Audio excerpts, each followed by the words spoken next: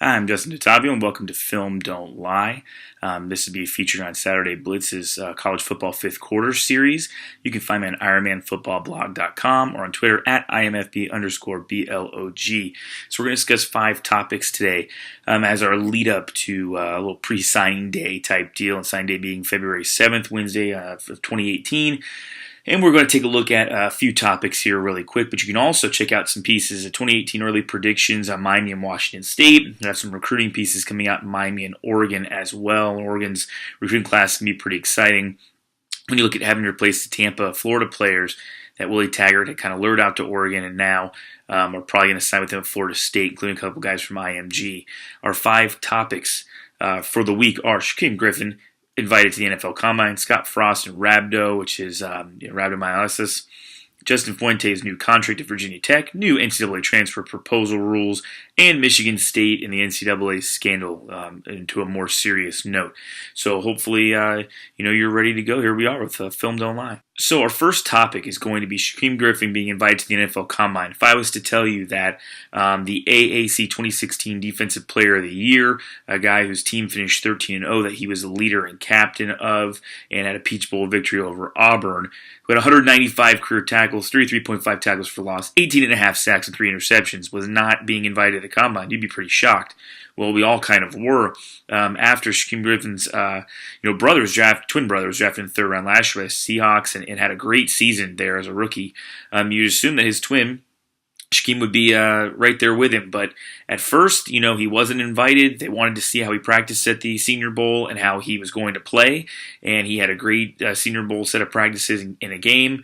And the rush end outside linebacker has now been invited to the NFL Combine. So that's exciting for him. You have to remember, he was a part of the UCF teams under George O'Leary that went to the Fiesta Bowl. He was a redshirt that year. So they were a one-loss team. They go to face Baylor and upset them in the Fiesta Bowl with Blake Bortles as the quarterback. He was also part of the 0-12 team that sort of saw George O'Leary fired, pushed out, resigned, whatever.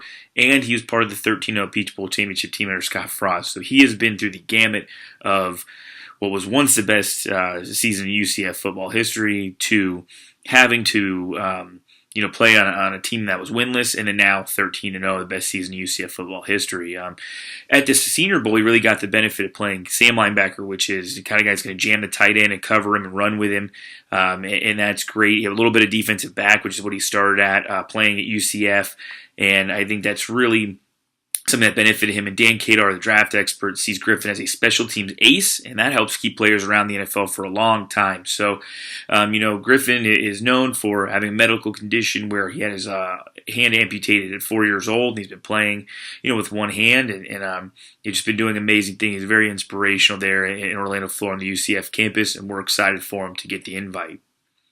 Scott Frost is now at Lincoln, Nebraska, as the head coach of the Nebraska Cornhuskers. And Scott Frost brought his entire staff over pretty much that he possibly could, and wanted to get to work quick. And usually when a coach takes over, we saw this in Oregon last year with Willie Taggart, new strength and conditioning coach, guys especially who weren't in a bowl game having had about a month off, and guys come in out of shape. And you're looking to set a tone, create the culture, change the culture, and establish a new set of rules and guidelines and really push players to the next level. And I think Scott Frost came into Nebraska, and he had a wide receiver in Tyjon Lindsey and a defensive lineman in Dylan Owen, who were both hospitalized following workouts with rhabdomyolysis, or rhabdo, per the Bleacher Report. Scott Frost said, anything that happens in our program is ultimately my responsibility. But the two kids did overexert themselves. They had rhabdo, and they what it is that muscle disorder that results from the death of muscle fibers and release of their contents into the bloodstream. And that can lead to serious complications such as kidney failure. And guys are hospitalized for it and stay in for a few days or sometimes a week. Scott Frost has said, though, that when they came in, he had his athletic trainers there, and he and his strength coach did some body fat analysis and some kind of pre-testing with the players, and took a 40-minute workout they were doing at UCF and dropped it down to about 32 minutes. It was a weights workout. It wasn't a boot camp type thing, and he thought that the players would be okay, and they weren't. He's taking full responsibility. Again, the same sort of thing happened a year ago in Oregon when Willie Taggart took over, and he had a couple offensive linemen at tight end be diagnosed with rhabdo. His strength coach was suspended, And again, it was a first workout back after a month-long break. Coaches want to break guys. They want to get guys in line, and they want to get scholarships back. You only have 85, and so you want to have it with your players, the guys that at least fit your mold. Back at Oregon, it was Pac-12 players. Here, it's Big Ten players. Are you a Big Ten quality player? And I don't think Scott Frost is malicious in any way. I would just think that you've got to be very careful with how you work guys out and make sure that they are safe. Not speaking of a new coach, but a coach that's had a contract extended twice now in 2 years, is Justin Fuente, the Virginia Tech Hokies up at Blacksburg. They're really loving the work that he's doing. His salary has also increased, and so has the salary pool for his assistants. Guys like Bud Foster, are now making almost $1 million, and Fuente is up to about, I think, $4 million now after the 2 contract extensions. He does have 19 victories over 2 years. He's the ACC Coach of the Year in 2016, had the 10 wins in 2016, and played the Clemson Tigers for the ACC Championship and lost in 2016, but did play. He comes over to Blacksburg from Memphis, where he actually resurrected that program and had 19 wins in his last 2 years there, 26 and 23 overall. He's 19-8 and 1-1 in bowl games at Virginia Tech, and I'm not 100% sure if the second extension should have happened after this season. I would have waited one more year, but I'm not an athletic director. They're looking at rankings like Bill C's S&P Plus, where when he took over after 2015, Virginia Tech was 59th. So that puts him in the middle of the pack in the country. They're now 30th, just on the cusp of being back into the top 25. And I think Virginia Tech will be much improved next year, back in the top 25. They have a great quarterback in Josh Jackson. They have Bud Foster's defense. The one thing that, they can hang their hat on was the beatdown of Miami up at Blacksburg in 2016. But they have some strange losses. In 2016, lost to Tennessee, Syracuse, and Georgia Tech after beating Miami, UNC, and Notre Dame. So that's a little out of the ordinary. And then losses in 2017 were to Miami, Clemson, Oklahoma State. Those are more reasonable. But again, Georgia Tech. You'd think Bud Foster would have Paul Johnson's offense kind of locked down by now, but it seems like Coach Fuente is now 0-2 against Georgia Tech and Paul Johnson. And these are a couple of leaner years for Georgia Tech Yellow Jackets. So he's going to have to prove that he can beat Georgia Tech. He's going to have to keep the Hokies in the title race, and especially beat Miami up in Blacksburg in 2018. Those will be things that make this contract extension look worthwhile. Definitely after 2016, understand, give him a year, give him a raise. Your ACC Coach of the Year, 10 wins after only 7 wins after 2015. But after this season, it seemed one of those wait-and-see type of years, in my opinion. I'm really happy for him that, he's there. He's going to have to get the offense, clicking a little better. The defense has still been the thing that sparks the Hokies, where the offense has been okay. They had the transfer quarterback in Evans, who's now in the NFL. He left early, so he was from JUCO, came in for 1 year and left. And now you've got to recover quick with Josh Jackson, who's a freshman, and hopefully they have him for 2 or 3 more years and can really start building upon that.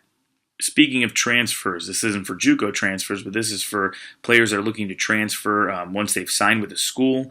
There's a new proposal from the Big 12 towards the NCAA that's saying that athletes could now transfer and play right away as long as they don't follow their coach. So it'll be an immediate transferring if their coach leaves or is fired, as long as they don't follow their former coach. Right now, they have to sit out a year, lose eligibility, but they will not anymore if this proposal goes through. The Iowa State Athletic Director, Jamie Pollard, said for the first time ever in college athletics, the student athlete is empowered. And if you've seen Schooled, which was on Netflix for quite a while, it's based on a book as well. It's all about the big business of Division I athletics, especially football. Is programs like University of North Carolina are mentioned in there, University of Tennessee, and they're looking at the athletics and the student athlete portion of the phrase student athlete in the NCAA and why they refer to them that way. Well, this is actually giving some power back. Coaches have long been able to block where a player transfers, if they transfer at all, if they're going to let them out of their scholarship, and now it's good to see that players are getting some power back. And what they're able to do is immediately get aid from another school. Frequently, they had to get permission in order to move on or go to a desired school. Now they will not. Practices would end. This blocking practice would end if the aforementioned proposal is adopted. Now, there are some naysayers to it. That men's basketball currently is at a 40% transfer rate anyway, and this would just open the floodgate more. something that players are going to be kind of counseled on is the fact that when you transfer, you do lose a lot of credit. So while they usually take that redshirt year and keep a year of eligibility to play, they're now going to have to really consider that when they're not getting the year back, so to speak, academically, whether their credits transfer. But in the greater scheme of the student athlete, we know the athlete is in caps and the student is in lowercase. So I'm not sure guys care as long as they don't have to sit out a year. I mean, it's their future. If you didn't want to go to school wherever, you could transfer all that you want as long as you're accepted to the next school, and that should be what happens for these athletes. They shouldn't be treated any differently than a normal student when it comes to this type of a rule. And I understand not following your coach, that would be a little bit more of a business issue and kind of a deal where you have to see what people will accept. And right now, I think this type of proposal is what somebody would accept and get passed. On a more serious note, we're going to touch upon the Michigan State scandal. Larry Nassar, we know that he was sentenced to anywhere from 60 to 100 and some odd years or something crazy like that. And obviously deserved it. There's at least 100 victims, if not up to 300, just from him alone there at Michigan State between that and the Olympics with gymnastics. But it's now kind of trickled into Mark D'Antonio and Mark Emmert, Mark Emmert being the head of the NCAA. The outside the lines investigation into Michigan State found that at least 16 MSU football players have been accused of sexual assault or violence against women during Mark D'Antonio's 11 years in East Lansing. D'Antonio replied that every incident reported in that article was documented by either police or the Michigan State Title IX office. People like to say words like proper authorities, but I don't think Title IX should ever have a case in front of them that the police department does not. The police should be the first people contacted. They should get immediate contact and be put onto these cases, or at least given a chance to interview people long before a Title IX office. Now, Title IX, sure, if that's the protocol that goes on in colleges, let them investigate, but the police should be investigating first and should get every single incident reported to them. Nothing should have a middleman or a leeway or anything like that.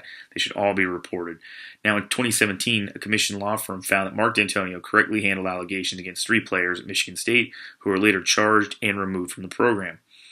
I'd like to assume that in this proper authorities talk and that people are being quote unquote handled in the right way, that we're able to make sure that if somebody is found guilty and convicted, that they are removed from a university. It shouldn't be in a university environment anyway. They need to, definitely shouldn't be playing football on scholarship. Per 24/7 Sports, when discussing the NCAA's Mark Emmert, he decided to release a letter via the NCAA on Monday afternoon of last week, where he refutes the accusation that he did nothing in response to knowledge of sexual assault allegations. And Emmert wrote in his letter, "Nothing could be further from the truth regarding him," just kind of pushing them by. Emmert closes sternly by writing, "The assertion that I and the NCAA are not reporting crimes, however, is blatantly false. We cannot let stories of this kind deter us from our important work." There's allegations that Mark Emmert knew about incidents at Michigan State and that he didn't do anything. He is obviously vehemently denying this, as is Mark D'Antonio and Larry Izzo, the basketball coach of the Spartans as well. Definitely a situation that you never want to see happen again. And obviously Nassar has at least some punishment, although it doesn't really bring back the 100 to 300 people who are hurt. Hopefully now people are being more likely to stop these type of things and report them right away. People are behind you and supporting you, and hopefully everyone understands that. And they aren't scared to come out and talk about their situations too much.